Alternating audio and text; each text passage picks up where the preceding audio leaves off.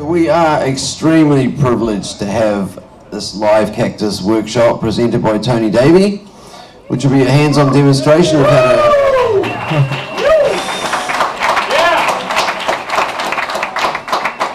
So yeah, this is a hands-on demonstration of how to cultivate Trichocereus cacti from tips, cuttings, trunks and seed. So Tony's a long-standing member of the Shaman Australis Forum, and as well as an APS volunteer, who from an early age has had a passion for nature and growing plants. Born and raised on a rural farm, he had the skills to nurture plants from an early age. And after migrating to Australia in the 90s, he found the perfect climate to grow Trichocereus cacti. And in the years since, he's been an active and dedicated part of the cactus community since, spreading the genetics of many plants among friends and strangers alike.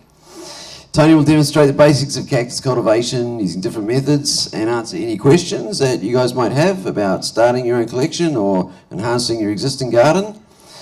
Tony's talk will inevitably reveal how every cactus tells a story, not just about its genetics, but its path to the grower, connection to the cactus community through collective sharing, and our greater relationship to the land they grow on. Thanks, Tony. No worries, thank you.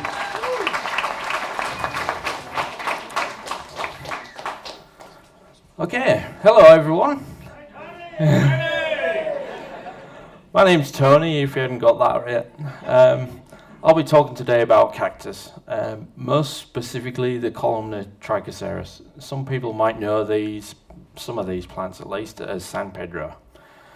I'll begin by talking about some varieties and features of these magnificent plants, and then share some tips for growing them.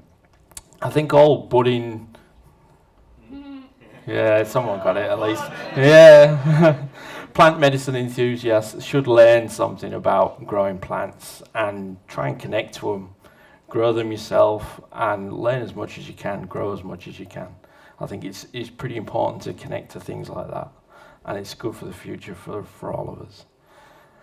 Now, even though I'm here speaking at an APS event in New South Wales at least, these plants are legal. They're legal to grow, legal to possess, but not consume or prepare or anything like that. I will therefore leave all those discussions about preparation and usage to others that are in countries where it's legal. There's heaps of information on the internet about this, so really you can learn it pretty easily. Good places to look are the Shaman Australis Forum, Erowid Forum, EGA, Trout's Notes. They've all got a collection of several lifetimes worth of knowledge. It'll be more than anybody ever really needs to know.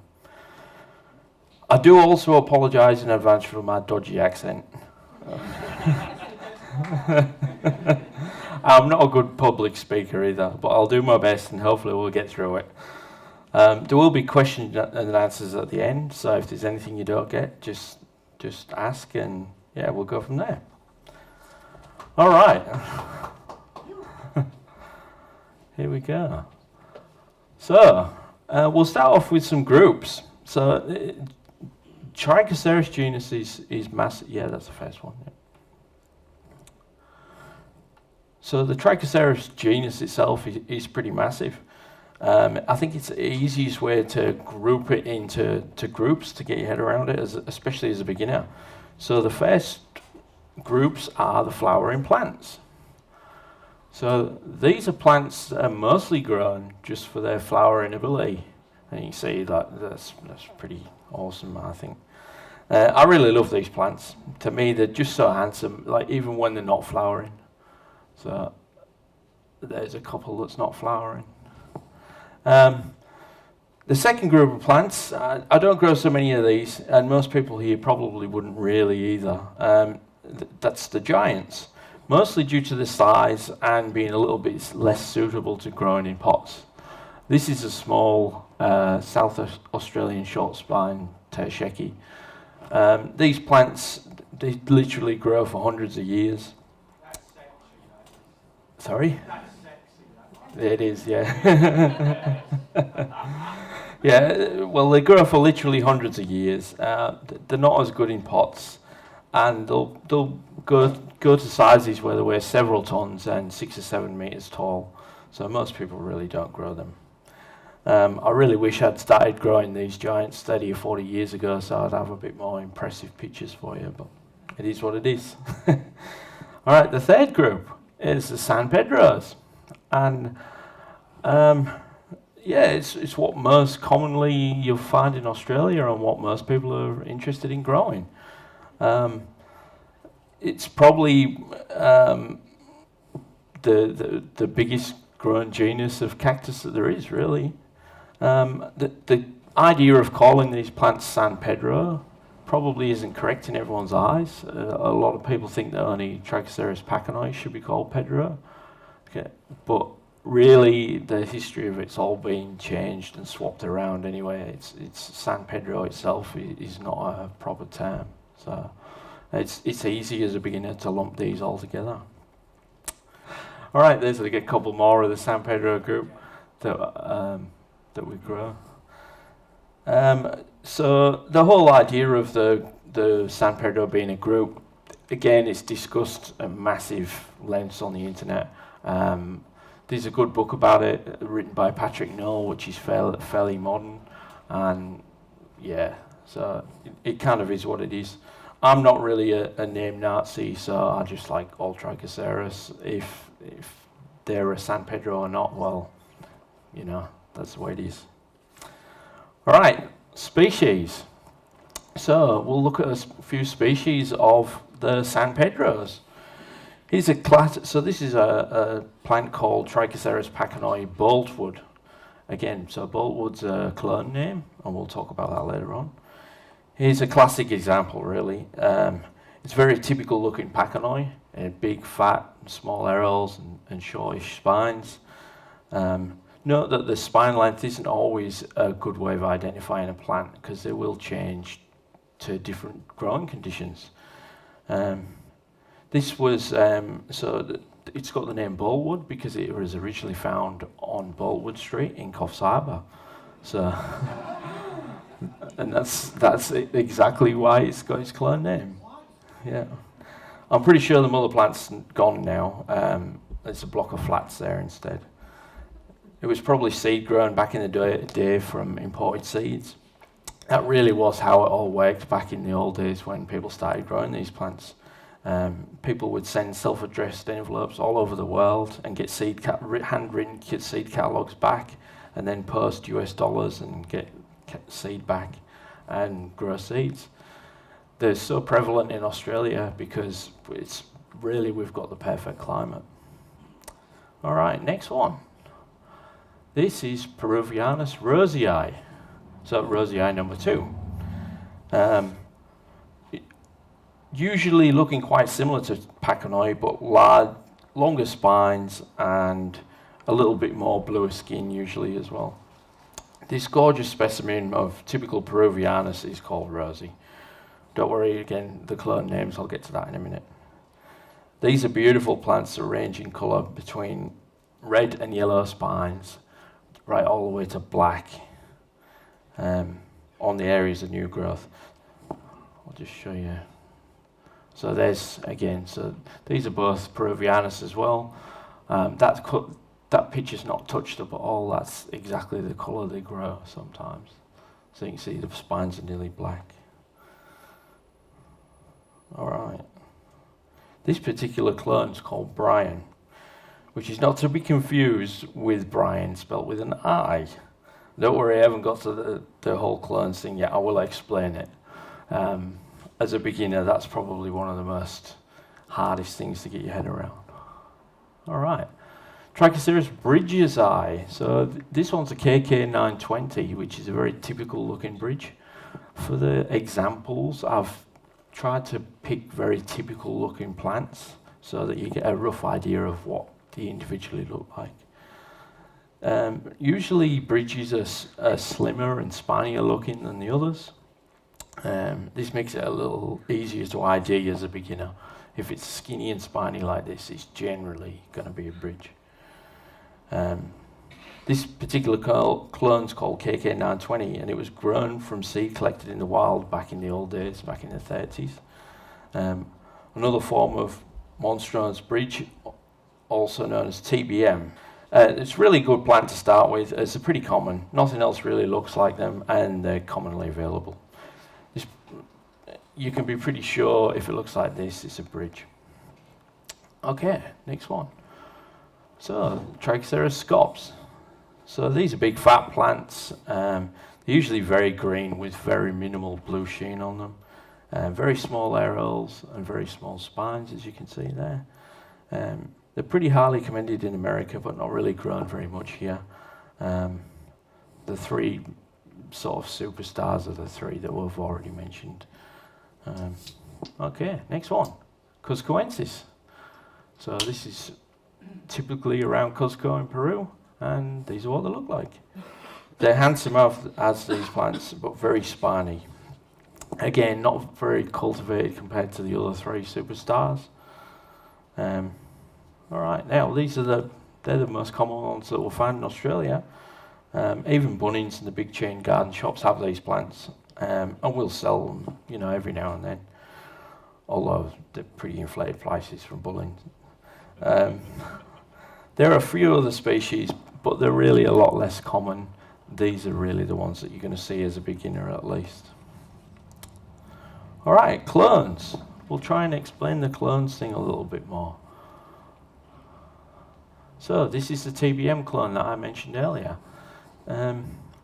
Generally, the idea of clone names is pretty confusing. If you think of it as this, so if you take a plant and cut it, and then that genetically is identical to the mother plant, so what would be a clone. The reason this clone name business came around is for seed production. So Trichocereus mostly aren't self-fertile. This means that they need another plant, and it's not genetically identical to it for the successful pollination. Because of this, it made it really useful for growers to know that individual genetic plant was that they were growing. I think this was the people at the Shaman Australis forum that started giving clones names. Usually the name of the person that was originally growing the plant. This has evolved over the years into literally thousands of clone names. It can get pretty confusing, especially when people just call a plant its clone name, and it's something that's not circulated very much, so not very widely known. Some of these clone names get really hyped and become very expensive plants, with plenty of $1,000 plus cuttings being sold these days. I have to say though that it's very easy to get caught up in the whole Pokemon idea of got to catch them all.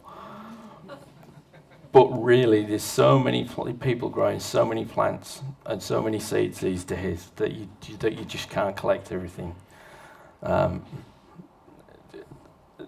Just for an example, I know me and plenty of other people here would grow at least 10 or 20,000 seeds a year. So that's 10 or 20,000 individual genetic plants every year. We can't even name those. There's so many. So I think it's good to grow from seeds and then select plants that have the traits that you're particularly looking for. It's a lot better than spending a lot of money on a plant, but each their own. So with that in mind, let's look at a couple of clones. TBM. So TBM's a good one because it's so common and there's nothing really that looks like it. So this is called TBM or TBM short form, also known as the penis plant. I don't really know why they call it the penis plant, but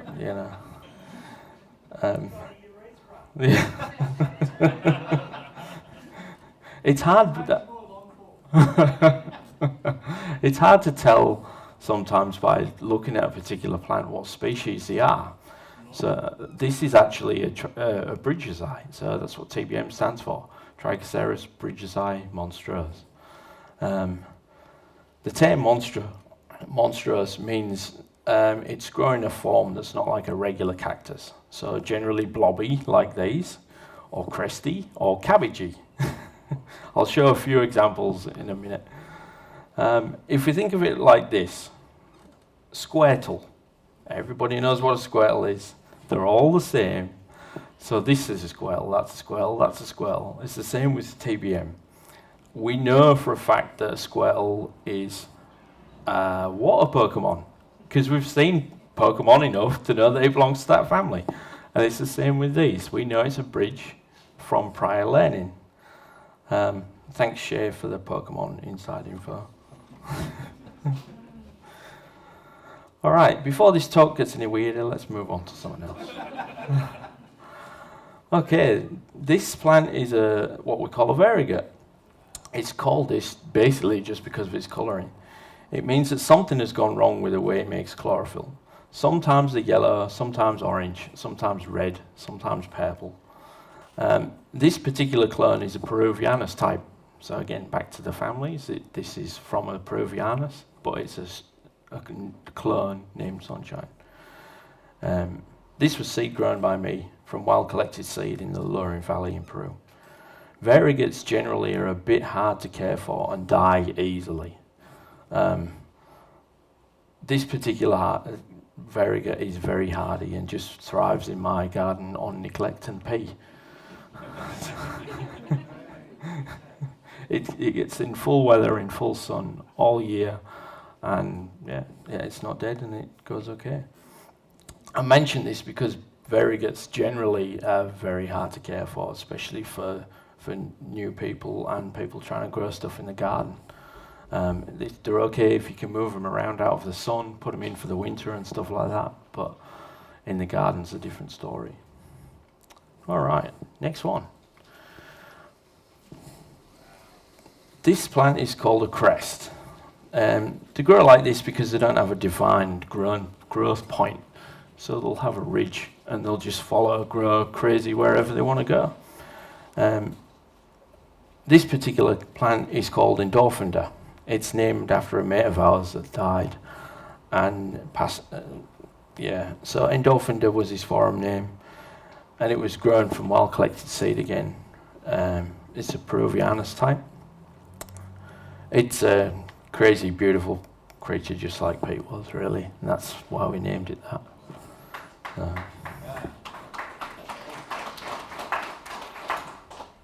Okay, TBMC. This is one of my favourite cabbagey looking ones. Now you see what I mean by cabbagey. So this is a bridge crest. Again, you can't really tell it's a bridge. You kind of got to know what it is to know what family it's from. So back to the whole Pokemon idea. It's pretty popular in the hobby and very weird and handsome. I like this plant a lot, and it does grow really, really crazy. Okay, I could really go on forever about all kinds of different crazy stuff like this, but let's have a look at how to actually grow these things. So, all right, what we're going to do, we'll start off with some seed. Generally, seed's where it all starts off, so we'll grow some from seed. This is how I've been sort of doing it for the last 10 years or so. Just a takeaway container, that's all we need. So all I use is just regular potting mix. Buy the best one you can. Again, it's a bit of a misconception that cactus need poor soil. Trichocereus, they would really be better treated like a tomato than like what you would traditionally think is a cactus. So feed and water them really well in summer, but in winter you can just ignore them and let them go dormant. As long as you let them have that dormant period, the rest of the time you can do whatever you want with them and they'll survive and thrive in the Sydney climate. All right, now, so what we do, so this is a bucket of just regular potting compost. So it's just regular stuff you'd buy from the shop, same as everything else. The only thing that the problem is with growing Trichocereus with this is, and I'll just do a bit of a demonstration without making much mess. So a sieve is something that you're definitely going to need, and if you can see that, nearly 50% of that is, it's bark and wood chips, which for Trichocereus cactus is really bad because it holds water and it doesn't actually provide any nutrient at all. If anything, when it breaks down, it takes nitrogen out of the soil, so it actually works backwards. So let's pretend that we've got all the bark sieved out of this first. Then we get some coarse river sand. So again, You can get this at pretty much any garden shop, just in the bag. Wash it really well, because it'll literally set like concrete. Then we want to go 50% of this, 50% of this, and just mix it up like this. So it really is as easy as this. Alright, when we've got it pretty well mixed, I like to use a brush because it doesn't pack down the soil, but you can still flatten it out a little bit. So you just flatten it out a little bit like that. Now, another thing that we can again get from Bunnings is something called zeolite. So this is like a fine kind of grit. You see that there? So this is, so it basically traps nutrient, a bit like activated carbon. So that's good because when you grow these things, we're going to grow them in a really humid environment. So that means that we can get mold and mildew actually growing and will kill your cactus. So what I try and do is make a barrier between the nutrient that the algae will use and the cactus. So the cactus will actually grow through this and grow into the regular soil and pull the nutrient out of that, while having that sort of isolation layer between the two. So that's basically all I want to do, is just like that. About 10, 15 millimeters thick. There we go. Now, after that, all we basically need is a little bit of water. There we go. I use one of these because it's pretty easy. Oh yeah, there we go, failure. Well, let's imagine that had water coming out of it. What we're aiming for is basically moist but not wet. So you know how things get shiny when they're wet? That's too much water. You want it just moist to the point where it's got water in it. Then, these are Trichocereus seeds. Now, there is a million places online to get seeds these days. I'll tip some out so you can actually see them. See that?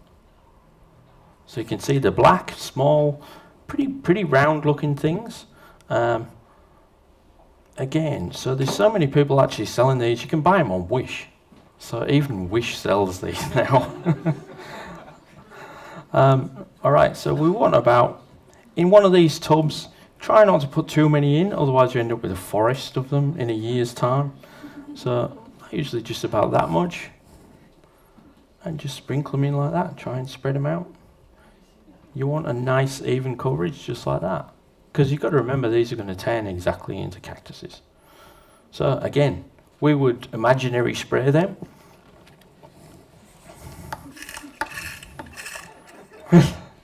Yeah.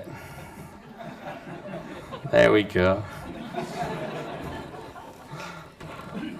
Okay, it's literally is as easy as that. Put the lid on them. Now, where to put these things? Because you don't want direct sun on them. When they're babies, babies will literally burn to death by the sun pretty easily. Cactus, once they're established in a place, they will take any amount of sun that you'll give them. Trichocereus at least anyway. But when they're babies, they will die really easy. So what they want is, I describe it as dappled light. So it's spotty light, some sunshine coming through, some shade, and they want that pretty much all day. If you're going to put them under shade cloth, 70% shade cloth, full sun all day. And then basically leave that, don't even open it, and in a few months' time, it will look like this. So these have had a year's worth of neglect. So I've totally ignored them for a year, and there you go, that's what they come out like. Now, once they get to this stage, that you can literally take these out. You can acclimatise them to regular atmosphere just by cracking the corner. So crack the corner for a few months.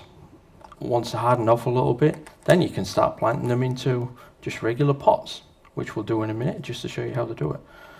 If you want to keep them in there till a little bit longer, once they're acclimatized, you can take the lid off, and you can actually fertilize these with quarter strength Miracle Grow. So I use that and a product called Go-Go Juice, which we'll talk about that in a minute as well, some fertilizers for them. All right, now we'll pot some of these up, because again, it's questions that people don't really get answered very easy, is all the basic things. So what we'll do with these basically is I have my trusty spoon right here. So that's for big cactus, that's for little cactus. So I dig them out just like that. I don't know if you can see that. There you go. Once it's out, you can just hold it gently by the root, and that's ready to go on its own. So literally we can plant that in a pot. Again, imagine this has got all the bark sieved out of it, and it's mixed with, again, 50% of the river sand. We'll just fill that in there. All right, so all you really do for the little ones is just snug them in, just like that. Then I like to top it off with a bit of this stuff. The whole reason for that is that it supports the plant a little bit, and again, it stops the algae from actually getting a foothold and harming them plants. There we go.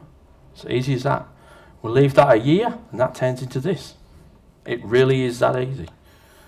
So you can fertilize them at that stage with, like I say, Miracle Grow. By the time to this big, you can fertilize them with, like I said, like a regular tomato plant.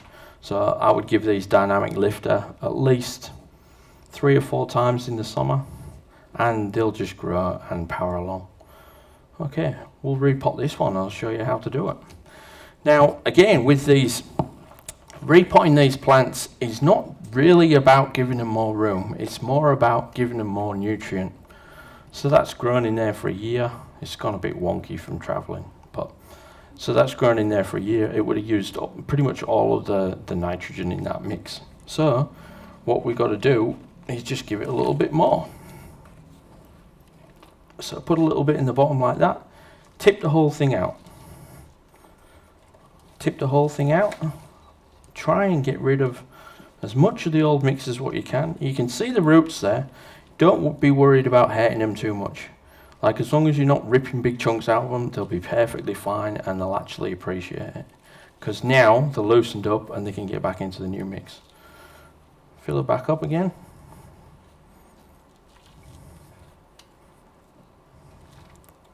All right. Again, you can use zeolite at this stage if you really want. It helps support the plant, and because it drains so good, when they actually start rotting, it's generally from the collar, which is the part that's the intermediate between above the ground and below the ground. So a little bit of zeolite around the collar just helps them breathe a little bit better and drain a little bit better. So it's a little bit better insurance. That's basically it. So we'd leave that, fertilize it, and let it grow another year. Probably by another year, it would be as big as this. So let's imagine that's in the ground and we want to propagate this. Basically what you can do, it's as easy as this. So if that's growing in your garden, I like to use these because they're really, really sharp, and they're disposable. So once they've gone a little bit dirty, you can basically just throw the blade away and put another one in. Cactus are prone to infection from being cut, so you need to keep all of your knives and stuff like that clean. Some people sterilize them with metho and isopropyl alcohol and stuff like that. I don't really worry about it, but it is an important thing to keep your knives clean.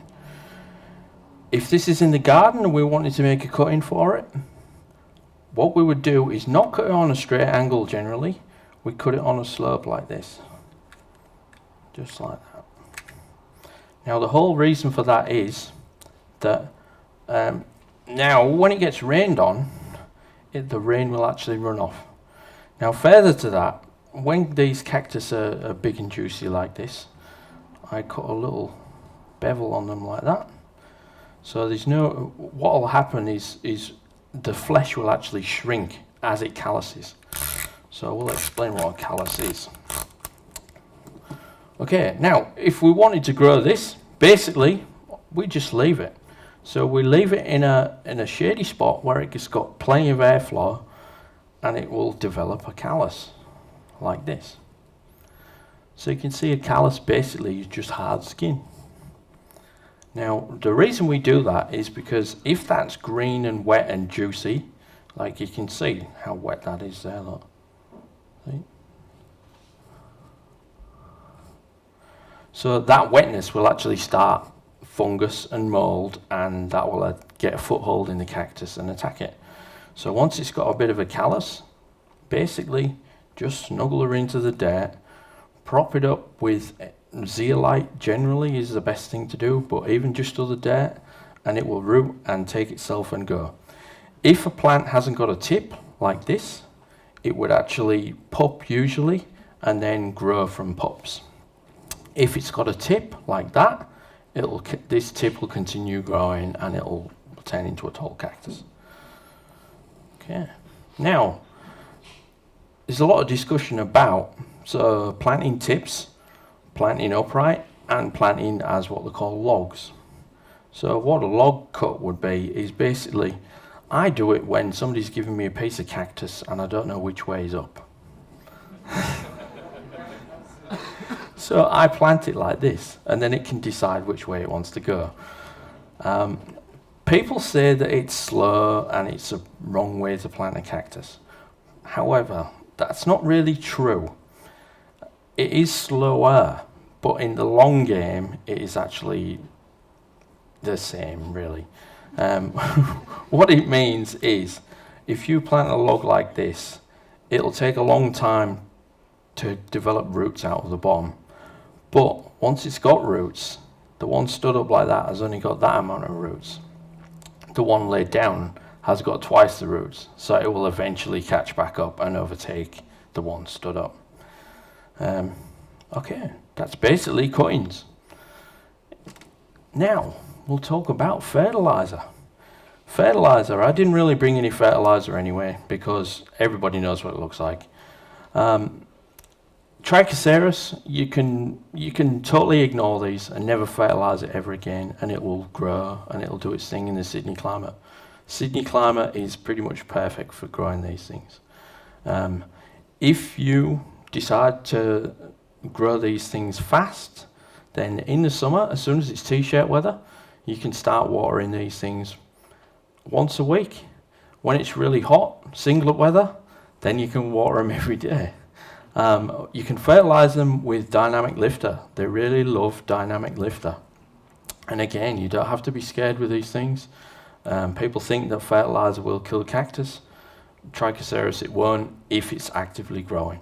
If it's in the winter and it's too cold and it's gone dormant, that's a different story. So yeah, you can fertilize these literally every week. Another thing which people hear me joke about all the time is pee. So I pee on my cactus pretty regular.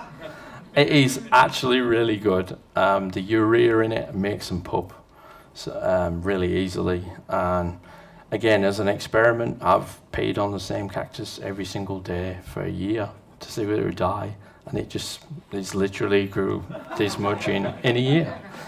So yeah, they're as simple as that, really. Okay. That's about it now. Has anybody got any questions? Or? You can germinate seeds now. However, the warmer it is, the faster they will germinate. So when you germinate seeds, there's a bit of a race between them rotting away and the embryos forming and them actually germinating. So the warmer it is, the faster they will germinate. Yep. Yeah. A heat pad and just a light source like T4 fluoros or some LEDs. Yeah, yeah, they all go good. Yep. Are some of them poisonous? Poisonous is probably a hard question to answer, to be honest. I don't think so. There's certainly none that I've ever come across that I think would kill a person, that's for sure. Yeah. Not of Trichocereus anyway. There are some other cactuses which are not very nice things, yeah. Yep. Can you explain primary cultivar? Primary cultivar, what do you mean by that? PC. Ah, yeah, predominant cultivar. Predominant. Yeah. Okay, so well, PC is a Pachanoi looking plant. Whether it is a Pachanoi or not, well, that's probably for a geneticist to really tell for sure. PC is a thing more in America. So there are PC here, but there are PC looking plants here as well. It is a big thing in America because there's so many garden centres grow it, and it's not very active. So yeah, a lot of people diss it for that, but it's a very handsome plant and it grows big and fast and flowers a lot. So it's a good plant, I think. Yep. So are you trying to cover them up from water in the winter? No. The garden ones? Yeah, not all. So all of my plants are all out in it. So even the crests and stuff like this, they're all in full weather the whole year. Again, so Sydney generally has fairly dry winters. A little bit of rain here and there won't hurt them, and yeah, they love it. Some years are better than others, but yeah. Is there an ideal time to repot? I always try. So I try and repot at the end of winter, so as it starts getting warm again. The reason I do that is if I've actually damaged the roots, they're starting to grow again, so they can actually protect themselves a little bit, and they're ready for the new season. So if I plant them in spring, they've already lost that start on the season. No worries. Yeah. What about the grafting process? Grafting the women's All right. grafting the women's side to the Yeah. That's so that's probably another thing on its own. I actually didn't think anybody would worry about that. Yeah, we'll do that another time. I'll probably do a whole segment on that, to be honest. But anybody else? Yep.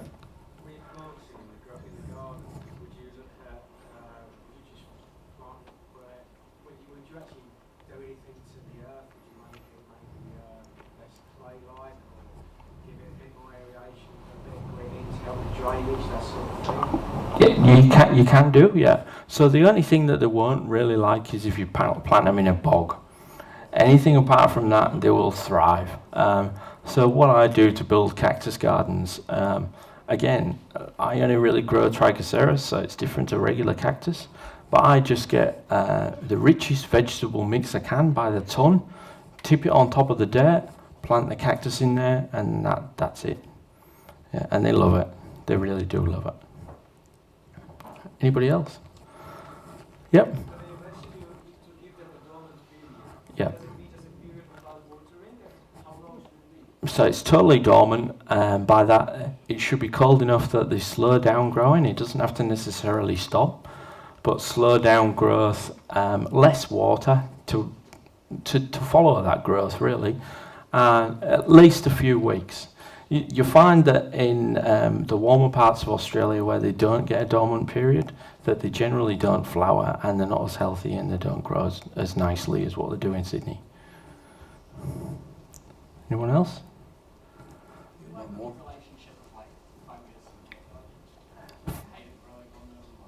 Yeah, generally fungus like totally different conditions to Trichocereus. I do get fungus popping up in my garden beds sometimes, and that's generally a good indicator that that cactus isn't going to do very well because it's got the wrong conditions. It's too moist. Mycelium likes to be wet the whole time, where the cactus likes to be dry, wet, dry, wet.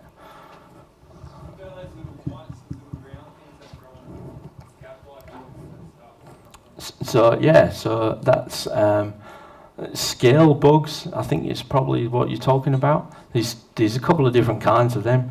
Generally, most of the pests are because the cactus isn't growing fast enough. So if you grow the cactus in a tough environment that's too tough for the insects to sort of get a good hold, they'll survive and they'll thrive compared to all of the bugs that'll try and eat it. Okay, we'll do one more question. On the side, does the skin act enough as a callus, or do you have to do any other preparation? I still let it callus, but yeah, then all you basically need to do is just snuggle it into the dirt to about that depth, and yeah, that's it. So the skin really is it's a barrier itself on its own. Yeah, yeah. If you chop it off, if you leave it on something up and off, you get different yields. Yeah, so again, the smaller the piece that you actually root, the slower it is. But in the long game, this literally you could chop into pieces that big, and log them or sit them like this, and they will definitely grow if you give them a little bit of care. Yeah, generally, if you chop them into 1 million pieces, it's 1 million plants you've got. Okay, we're going to have to cut the questions off there because I do think we could go for a long time, and it's sort of really highlighting the interest in an entire cactus growing workshop of its own, which we'd be absolutely delighted to bring to you at another stage. Thank you so much to everyone for coming out today. It's been a really, really good turnout, and we're absolutely stoked. Thank you, everyone. Travel safe and be kind to all.